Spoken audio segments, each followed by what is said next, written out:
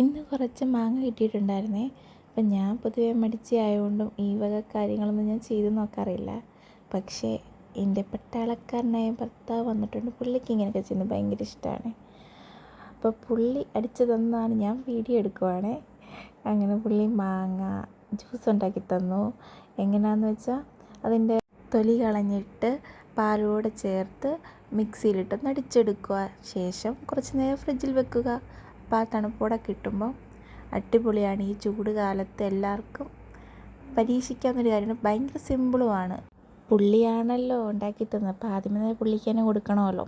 അങ്ങനെ ഒരു ഗ്ലാസ് ഞാൻ ചേട്ടന് കൊടുത്തു. ശേഷം ഞാൻ കുടിച്ചു. പിന്നുള്ള ടാസ്ക് നമുക്ക് കുഞ്ഞുങ്ങൾക്ക് കൊടുക്കാമെന്നുള്ളൂ. അവർ കളിയായതുകൊണ്ട് തന്നെ ഇച്ചിരി തണുപ്പോടുണ്ടായിരുന്നു.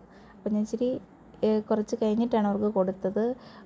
വാവയ്ക്കാണെങ്കിൽ കുപ്പിയിൽ കൊടുത്തപ്പം സാധാരണ കടയിൽ നിന്നൊക്കെയുള്ള ഫ്രൂട്ടി ജ്യൂസൊക്കെ കുടിക്കുന്നതാണ്. പക്ഷേ ഇതെന്തോ നാച്ചുറൽ ആയതുകൊണ്ടായിരിക്കും അവൾ മൈൻഡ് ചെയ്തില്ല. പിന്നെ ബാക്കി ഞാൻ കുറച്ച് അച്ഛനോട് എടുത്ത് ഫ്രിഡ്ജ് വെച്ചിട്ടുണ്ടായിരുന്നു. അപ്പോൾ ഇത്രയേ ഉള്ളൂ ഗേസ്, നിങ്ങളെല്ലാം ട്രൈ ചെയ്യണം.